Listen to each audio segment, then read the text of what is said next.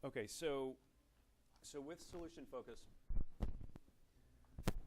what you're looking for is there are exceptions and resources, strengths, anything that could lead toward potential change. So it's not a problem-focused therapy in the sense, for example, I was doing a demo for Gestalt a few minutes ago. That is very problem-focused. We're working on this unfinished business, on this problem, trying to fix this problem. Same with CBT or RABT. It would be the same with trying to alter these perceptions that are not working for the individual, because that's the problem, are these perceptions. Solution focused is about altering perceptions, but we're doing this in a way that's focusing on strengths, possibilities, exceptions, resources. It's a very different conversation to have with clients. So while initially there might be some talk about the problem as the client comes in and gives the complaints and all the issues and symptoms that are going on, the counselor quickly turns that to being focused on other things besides the problem. So hopefully I can illustrate that and use some of the key tools, which are the scaling question, and I'm going to use that in a unique way that you might not have heard of, and the miracle question. And everybody has their own kind of different flavor that they use that. So this isn't the right way to do that necessarily. It's my way that I do it. And then looking at some past exceptions and resources too. So hopefully I can illustrate all of that with my client here. So Allison, thanks for coming. What brings you in today? I'm having some stress. Stress? Yes. Okay, you're having stress. So I understand that you're having stress, and I know that that can mean a whole lot of different things, and that can play out in a lot of different ways with a lot of people. I'm wondering, though, before you start describing stress to me, between now and when you initially called to make this appointment, there's a gap of time there, and oftentimes within that gap of time, just initially making a phone call can change stress, for better or for worse or for whatever. I'm just curious if you could tell me what change have you noticed before we get going on the stress, in the stress since you initially made that phone call? I've become more apprehensive. Okay. Like I'm nervous about this whole process. I've never been into counseling, so it's Okay. kind of like added to the stress, but in a different way. Okay. All right. So the anticipation of change can sometimes be as bad as the change itself. Yeah. So that created some anticipation, and then you're looking at the change happening itself, and you don't even know what that's going to look like. Yeah. So, okay. All right. So as far as stress and what you're managing right now, tell me first of all how you are managing it. Again, before we get into what the stress is about and everything, tell me how you're managing this. Like what's keeping you at a functional level to be able to come in and talk about it and keep going with your life? Well, we're trying to have a baby, and we're on like a very strict schedule of fertility and ovulations, and it's very detailed. So that's kind of my main focus, but I believe that that's also what's causing all of the stress. Okay. So it's kind of like... Well, but again, you're really managing this enough to be able to function with life. You know, stress sometimes incapacitates people and they just have panic attacks or whatever. Yeah. What's kind of keeping you at a functional level at this point to be able to manage it? So I kind of want to understand that first. Well, I like to drink at night. Okay. And that kind of numbs, kind of like takes away the thought processing of, worried about. So whereas some people might say drinking, stress, oh my God, that's such a bad thing, for you it's actually a tool, and it's actually to some degrees helpful. Yeah. Right? It's not like excessive drinking. It's just enough. It's enough to where it's working. Yeah. It's helping you manage. Yeah. Great. That's exactly what I'm looking for. Those things that are helping you cope and manage and keep things together and moving forward. So what else? I'm guessing there's got to be a lot of things, because this is kind of a big situation. I work, so when I'm at work, that's definitely kind of puts away all the other stuff, and I'm just focused on the work. Okay. So you're able to compartmentalize that too.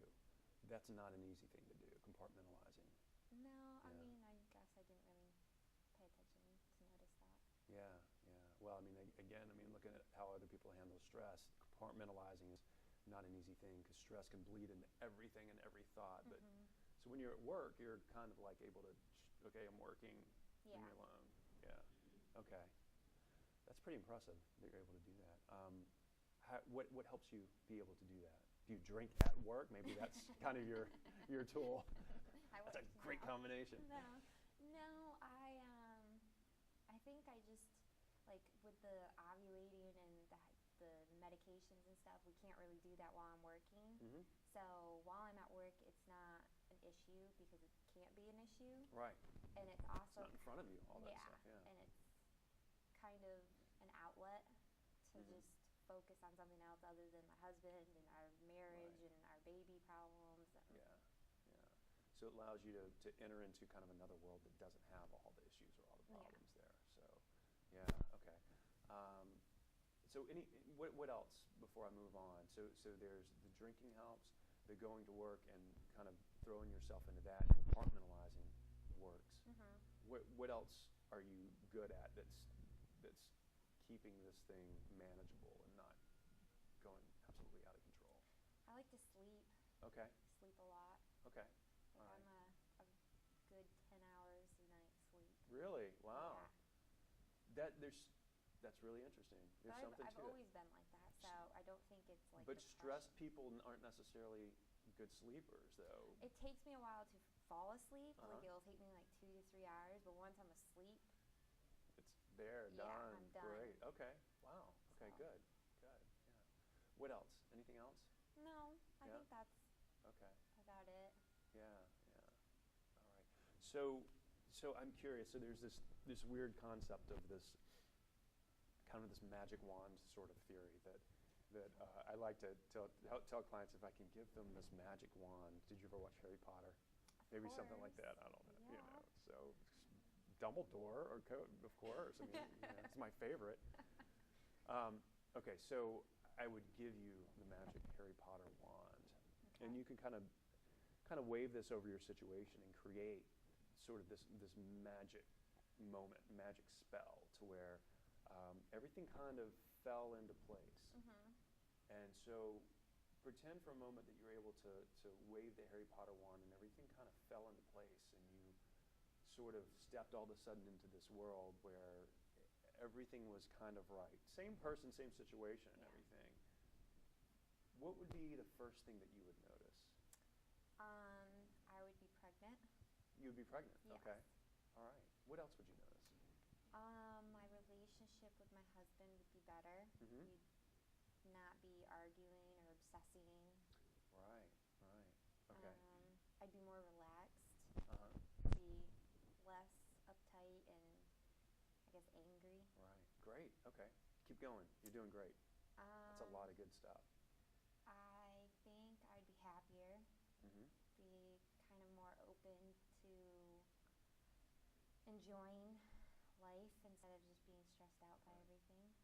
So enjoying life, happier. You would be getting along with your husband. You'd be pregnant. What else? I think I would be,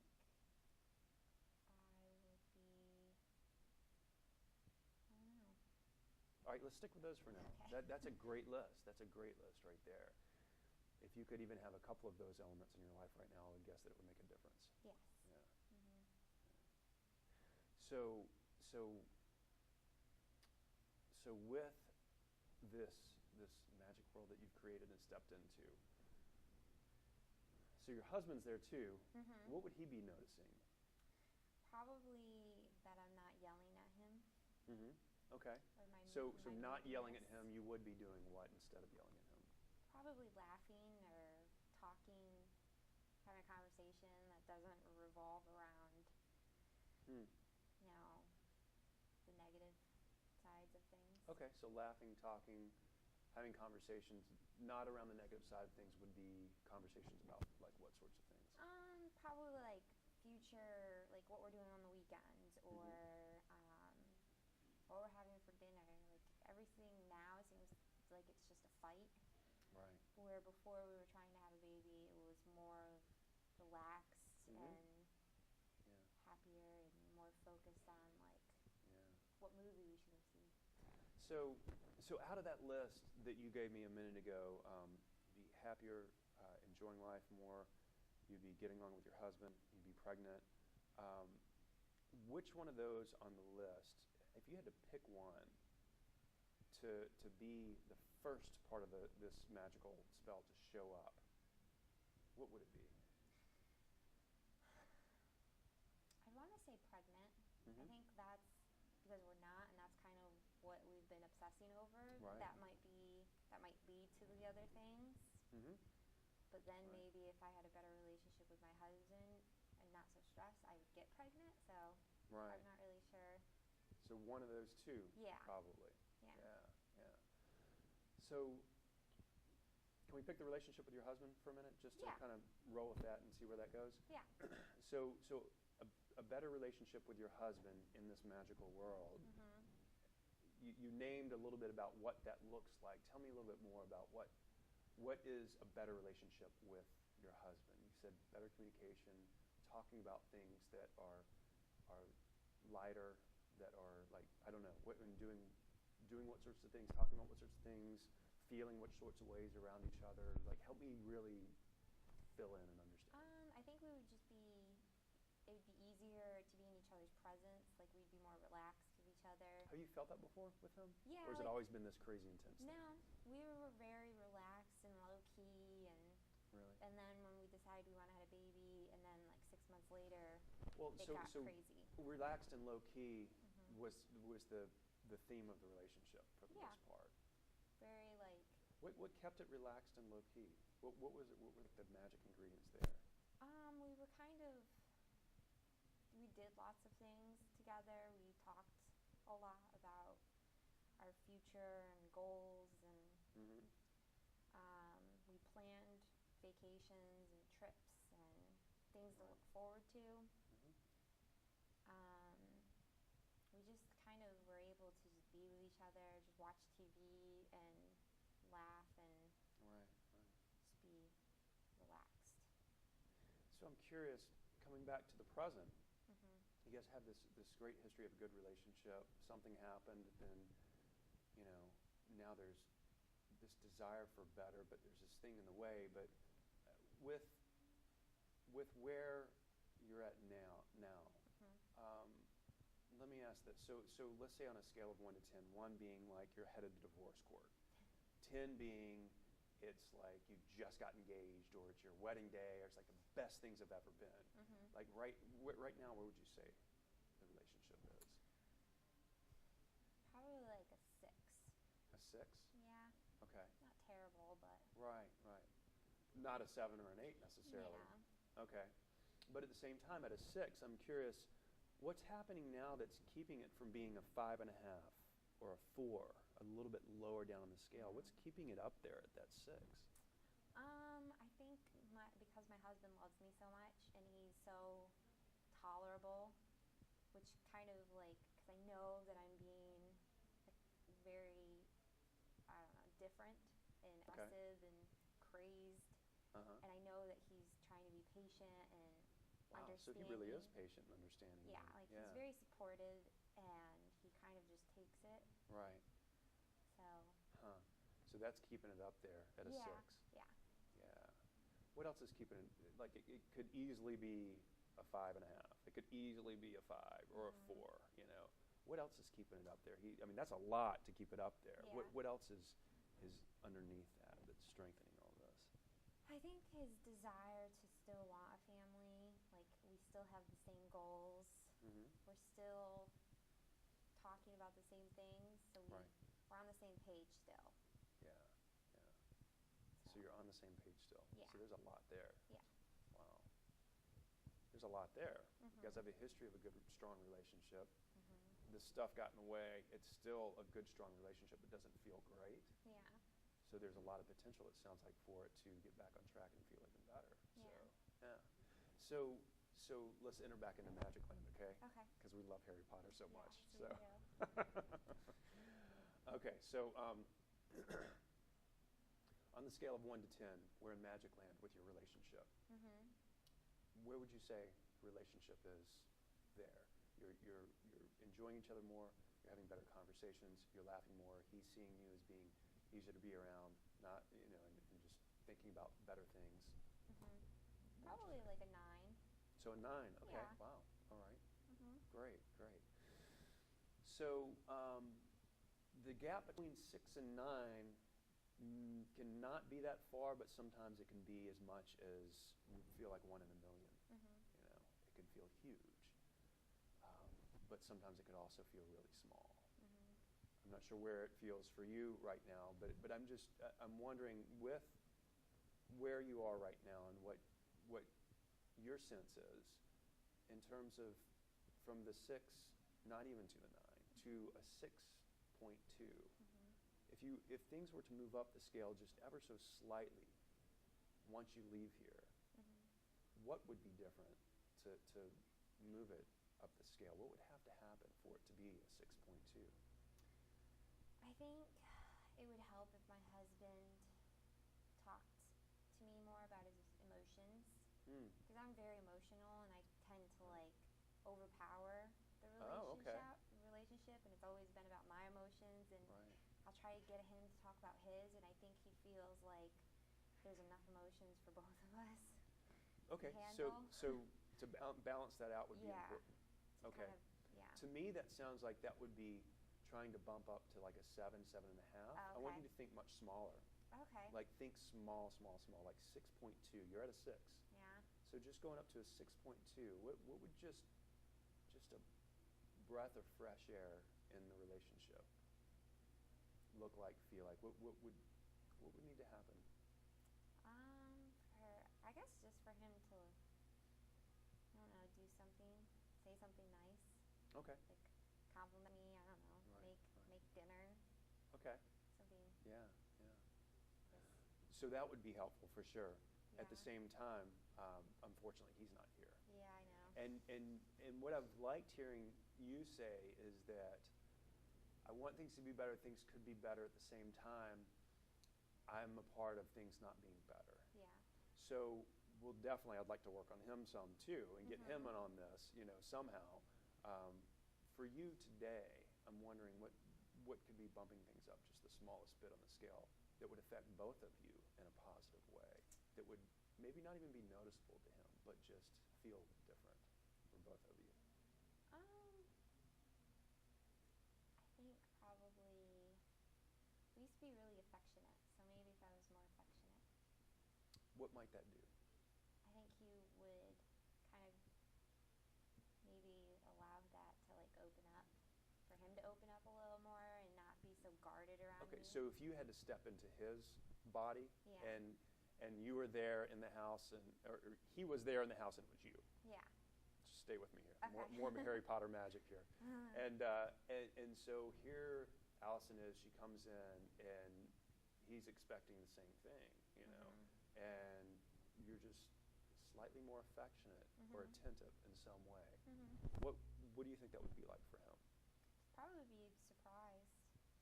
How else Yeah. how else might he feel then? Surprised? That's good. Loved. Loved? Appreciated. Appreciated? Yeah.